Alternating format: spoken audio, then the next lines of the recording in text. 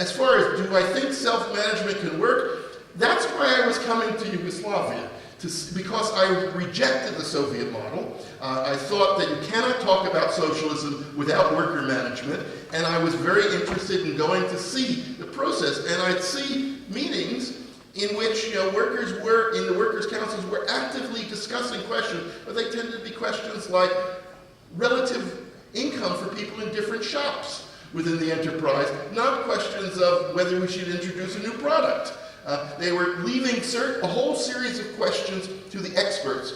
And from that experience, watching how the division between thinking and doing remained in Yugoslavia, in the whole management model, has led me to certain conclusions, which I've written papers on, which is the whole question of the transformation of the workday. What you did not have in Yugoslav self-management was a process by which workers were educated in the production process to make decisions. So one of the things we've argued in Venezuela is that the workday, the traditional workday, be reduced from 8 hours to 6 hours, but the 2 hours that our people are released for would be for education in accounting techniques and the techniques of management of their enterprises to create the capabilities for workers to manage without reliance upon experts. That wasn't done here, and I remember reading about how, of course, workers were too tired after a long, hard day of 8 hours of work to begin to worry about management. You have to transform the workday. You don't reduce it, you redefine work to include education. So that's one of the things we argue for in Venezuela, which is to reduce it from 8 hours to 6 hours and to use the 2 hours for education or for releasing people to work in the community, because that's part of building socialism too, community work. So I hope I've answered your question, but I hope we can talk later about the role of the party, because that interested me. I know what the role of the party and the way it sees production, possession of production in the Soviet model and in the Cuban model, but I don't know the role it played here. Hvala za pitanje i hvala za odgovor. Evo, prvo tamo, pa ćemo ovdje tamo.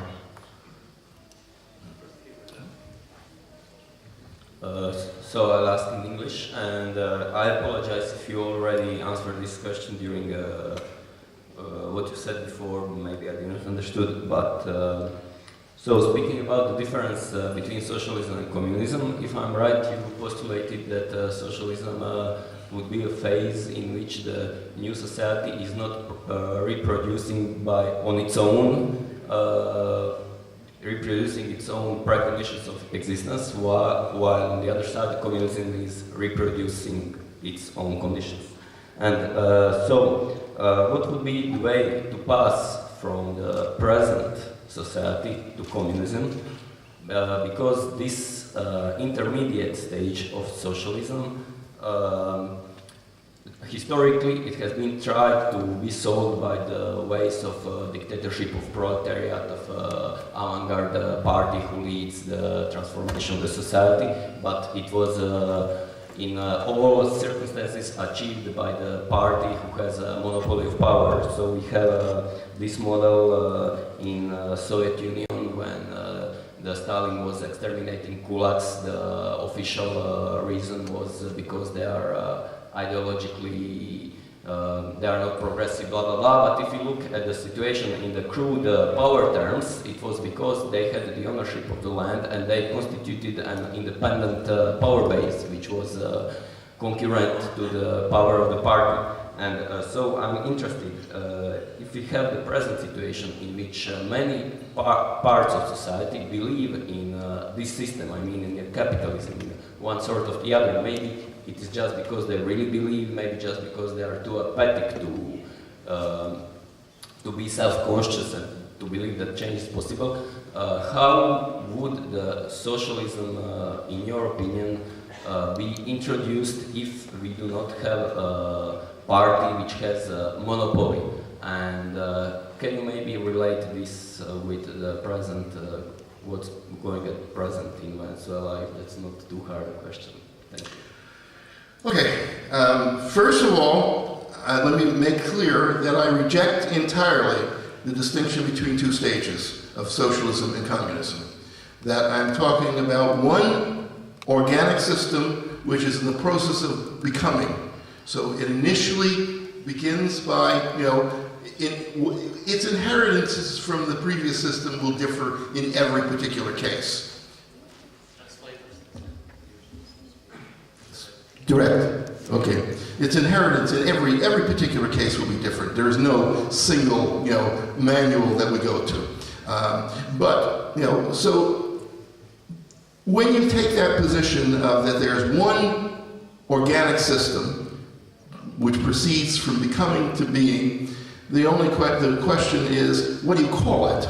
Now some people want to call it communism, and I, reject that argument, and I give a reason for it in my book, why it should be called socialism rather than communism, because communism is no longer understood we can't forget what that means to the mass of people.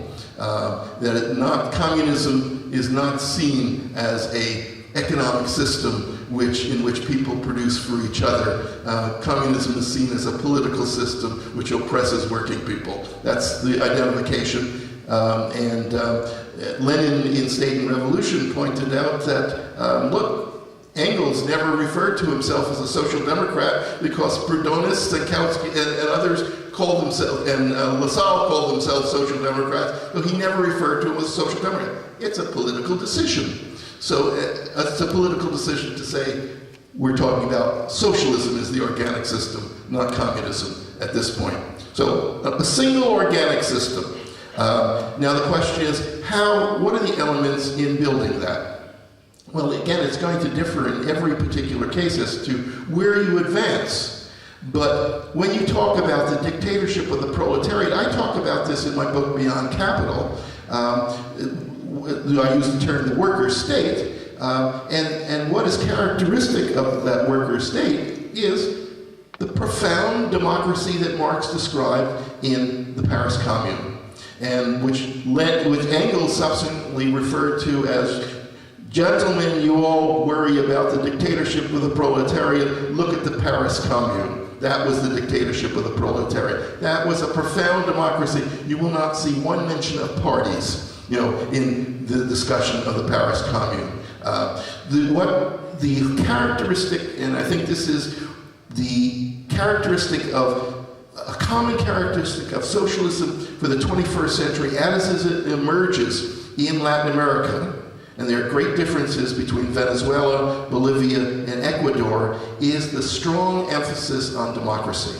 The omnipresence of democracy at the lowest possible level of decentralization as being the way in which people can in fact control the decisions which affect their lives.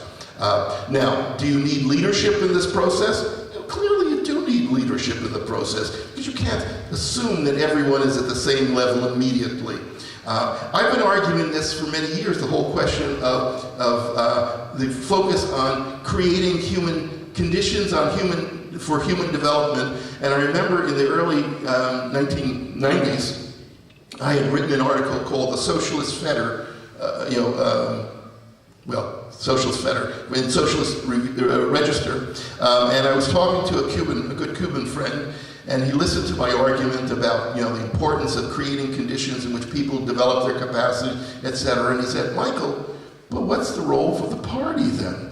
And I said, the role of the party is to create the conditions in which people can develop their capacities. It's to provide that kind of leadership, not leadership instead of allowing workers to develop their capacities. And that's been the problem. When you forget that the issue is what I call the key link of human development, and that is only possible through protagonism, through practice, then the guidelines for a party is to create the conditions in which people can develop, in which you have worker management, real worker management, not just councils that rubber stamp, and where you have real community decision making.